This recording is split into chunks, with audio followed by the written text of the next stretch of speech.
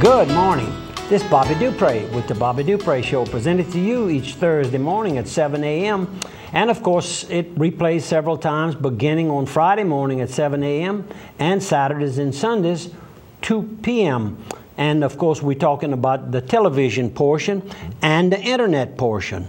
You could also throw the internet section in that. And of course, on KSLO and 105.3, that would be on the Thursday morning, 7 a.m. Program.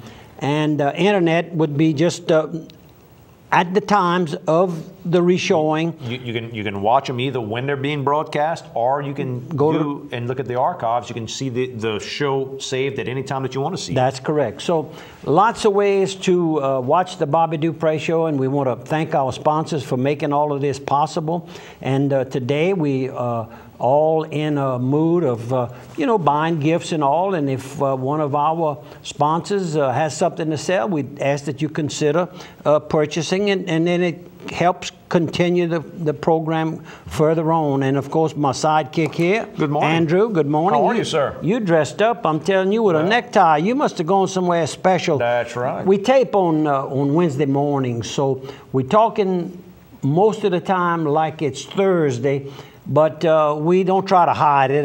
Right. It's well known that we tape, and that's good because it gets people that want to have something on the program to have it timely to us. Correct. Prior to about 9 o'clock on Wednesday morning. Would that be a good? That's exactly correct. If you get it to me early on Wednesday, and if not, Tuesday night is probably the ultimate. You get to me on Tuesday night, I got it in hand. I can, when I make the script, you see I have to write all his lines. I can make sure all his lines are correct. No, well then you're going to be graded badly because my English is not that good. We got to get those teleprompters. That's what all the politicians have. We need that. Yeah, I watch them. Boy, they're going like this, and we like Cat Doucette, talk out the top of my head. That's correct. And I'm going to continue that. It's gotten me this far, right? And hopefully it'll get me the rest of the way. But you asked why I was dressed up. It's because I just left the Indian Hills Country Club, and we had our annual Breakfast with Santa. Yep, sure did. And we had dress up as well, but you don't wear a tie. You wear the whole Santa Claus suit. I wear the whole Santa Claus. I had to go take that off, and it gets hot. It's amazing how hot that outfit gets. And North Pole is cold. I mean, you got to have plenty of clothes when you're at the North Pole. Yeah, that's a good point. And we tried to trick one of the little kids at the Christmas party. This year, we had a little change of the programming. Generally, we do on Wednesday, the first Wednesday in December every year, is the Breakfast with Santa. And then the following day, we do the Christmas with the special kids. Correct. At the clinic or wherever they can find a location. Well, this year, I think it was because of scheduling of a site, we had it on Tuesday. It worked real nice, and we want to thank the folks over at the Opelousas Housing Authority for letting us use their building. Fantastic place. It was a real nice place, ample parking for the parents that were able to make. Handicap access where they could easily get in the wheelchairs, and the majority of our kids in wheelchairs or some kind of walkers. Or they're being carried. Or they're being carried. So anyhow, we had a good morning, and we told him, it was a him, that I had written in on my sleigh. Oh yeah, one of the kids. One of the kids. And he looked straight at me like, he says, I want to go out there and see that sleigh. Oh yeah, there was no... And I said, well, right now, he's making another trip to the North Pole. Well, he says, he's going to be back before we... I mean, that kid was... Yeah, he wanted to see that sleigh. But we got by without it. We had the sleigh was busy. The kids themselves were there. And we're going to have photos next week because all the scramble, we've got a handful of photos from this morning's breakfast, but we're going to show all the photos next week where we had all the kids that are normally helped by the Cerebral Palsy Clinic, as well as the girls at the Academy of the Sacred Heart came to help. 7th graders. Right, and we had the young men from St. John Birchman's Academy, which is right there affiliated with the boys' side of the school. And then also the ROTC from Opelousas High, I guess. Yes, Opelousas High. So not OJ, I guess it'd be, yeah, there would actually be high schools. Yeah. So they were all there helping as well, and really, really a great event. It really worked out nicely, and I want to thank, again, it's volunteers, just like our Santa's breakfast, the volunteers make it possible and feasible. And Miss Lynn Morrow, that's the director of the Cerebral Palsy Clinic, does a tremendous job getting, you and I kind of show up just for these events. She's got to coordinate these things year round, and it's fantastic. We do 2 servings of the breakfast, and I'll kind of get into it, and I shouldn't, but I'm going to go. I'll start it now. I got to finish it. Let's roll. Your cousin Heidi Stanford, she has baby Jack, is one of ours that we took a picture with over here, if I remember right, and we used his picture, I think, 2 years in a row. Right. And he is totally blind. That's his problem. Along with the cerebral palsy issues. Yeah, that's correct. And he's 8 years old now, so he's been at the clinic 8 years. And his mama, Heidi Stanford, got up and cried a little bit, but thanked everybody that's there and everybody that sends in the money to be able to have this free. We talk a lot about all the money that's donated goes to the clinic, every dollar. I mean, there's not $1 that doesn't go to the clinic. And sometimes we fail to mention that all the services that have been given for 60-something years has been free of charge, no charge. So it's one of a kind. You won't find many clinics that have been in existence this long and provide the quality of service that they give. And Heidi was told with her child, baby Jack, that he was not going to survive very long. And so the therapy is all about survival for her. It's not just the idea that he's going to run one day. I don't think that's going to be in Jack's cards. He's not going to be an Olympic athlete. That's never going to happen for him. His whole thing is to be able to sit up, to be able to raise his head, be able to breathe clearly, be able to just do those small things to keep those lungs clear, to keep himself breathing. I mean, that's how critical therapy is for him. And we didn't have a lot of time, so I took over and spoke on behalf, and Ben Boudreau and his daughter, and his wife spoke. He gave, yes, right, his wife did. His wife did speak. I had said no because picking at Ben, of course.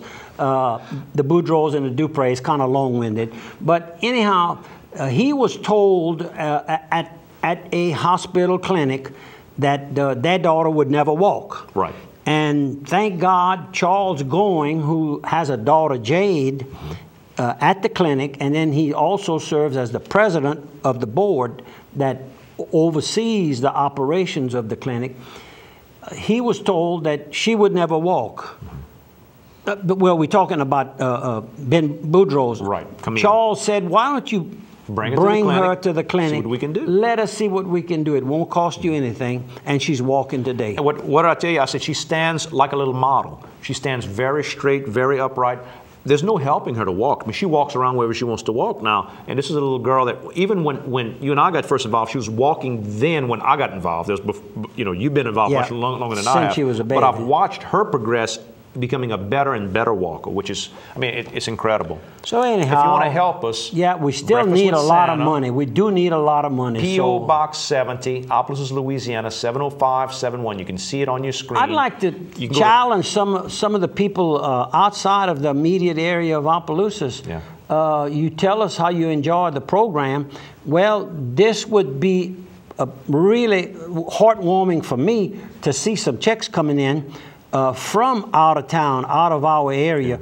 You take Lafayette, we get very few donations. We have had over the years kids from all the way around. The whole St. Leonard Parish area and even outside the parish have come and received treatments. All walks of life, from white-collar folks to blue-collar folks to very, very poor to very rich. We've seen them all at the clinic. And I mean, boys, girls, black, white, everybody. Everybody. So, you want to show some of the photos? Yeah, of the let's show a couple we're rolling on it. And the first thing we got to show, of course, is our chefs. And all of these chefs that you see here have been with us.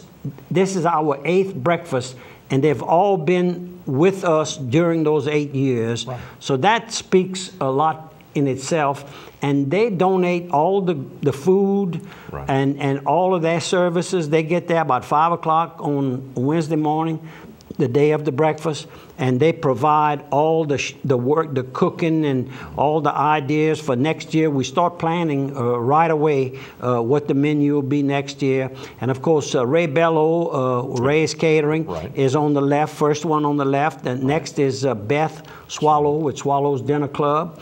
And Joey Quibido, yeah, and then Piggly Wiggly. Piggly Wiggly, Jason Hugay with Steamboat Warehouse Restaurant in Washington, and then Mitch Olivier, who had a restaurant at one time, but he didn't want to give up his slot, so he's volunteering to keep on, and he's in the crawfish business. Actually, I guess you could say 3 ways. They process some crawfish, they do wholesaling of crawfish, and they do retailing of crawfish. Boil crawfish and here they boil town. crawfish. And I think he does some shrimp too as well. So if you want to go by and get some seafood right here in town, he can help you. The only person not in the photo who was actually, he was frying at the time, was Chef Ernest Prejean with Prejean's in Carencro. In Carencro, that's correct. So the full gambit of guys, I want to thank them all, and girls, for all the help and all the work that they do. And I'll keep show on a couple rolling. more pictures. We've got our friends over at Slimco, Mr. George Fawcett and the whole group. Yep. They come every year. Every big year. And I supporters. personally had a chance to thank him. And here are 2 of the Dupres. We've got Reggie on the left with Dupre Logistics. Nephew. And we got Mr. Cody Dupre on the right. And My brother. It's funny that those 2 Dupres are related to Santa Claus. I mean, the Dupres are related to everybody. I mean, if you're related to Santa Claus, that's incredible, right? And we didn't get a picture, I bet, of Wilda and Norma Lee. John's wife was there. Right, and Cody's wife. And Cody's wife. And of course, Miss Lynn Morrow gave a nice present for you from the kids, and it's some letters signed by the parents and the kids that they had put together for you with some photos. They even put my picture on the front of it. I mean, you look good on that. Yeah, it First looks class. pretty good. Yeah, you took that picture. That's why you're bragging on that picture. You probably kind of altered it a little bit to make it look good. I made you look even better than you already look. KSLO, we'll see you on the other side at 3. Let's keep rolling with our photos. Okay, this is Connor. Right. Now, Connor is another child that was supposed to be very limited. Yeah. And today he's playing football. He and his daddy were there, John. And just good to see. Look how wrote a wonderful letter to you to thank you for your help with the clinic. I framed that, and it's where everybody can see it when they visit my outdoor kitchen. Here's a lot of the ladies that are involved. I guess they're involved with the Veterans Group as well, with the Veterans Memorial. That's correct. And the Dufio girls and my cousin on the left, Beryl, Sebastian, Artigo Sebastian, and then Patricia Pat Mason Gilray. Mason Gilray. Right. And the Dufio ladies. And of course, Freddie Herpin was there covering it. You know, the beautiful full-color photo on the front page of the Daily World today for us. Yep. And my cousin, Don Stanford, the novelist, joined us as a celebrity waiter this year. Thanks, Don, for the help. And we've got Miss Yvette from OPAC that was running around. She's always got a big smile, let me tell you. Helps us every year, smiling. And some of my other Stanford cousins from the Port Barry area. I got Phyllis on the left, my Uncle Fuzzy there, and Pam Stanford, married to my cousin Tommy. And who else I got? I got you and a little girl. And I don't have all the photos this week. It's going to take me a while to develop them all. So I'm just going to show a handful. But one of the little girls that was there. Yeah, she was at the party yesterday. On Tuesday. Sure was. And Ronnie Baez with beautiful contribution. Oh, yeah. Thank you so very much. Nice. He was so happy to come. And I guess he gets to work with these kids. He knows, I'm sure he knows them by first name. His equipment and all, I think that he sells, it helps out. Thank you, Ronnie. We appreciate it. And look, Santa Claus's little girl, Miss Kelly Dupre. Kelly in the middle, and her Uncle Ben. kind of Uncle Ben Labar, our state representative from Evangeline St. Landry, and maybe a part of Avoyles. And we talked about the Boudreaux family. There's Camille in the front, and Mr. Ben and Mrs. Ben there in the background. Really good. And there's Baby Jack. We talked about Baby Jack a little earlier. And Heidi, his mother. There's Heidi. Giving you a hug. And, of course, right here is Jade. And Charles Goins. They were on the way out, but I was glad to get a picture. And Jade's always smiling, has a good time. And we even had LHC group there, brought a nice check, and a whole big group. Miss Paula Mills, Miss Brandy Fontenot, the whole crew, Mr. Mossip there on the right, Mr. Simeon on the left.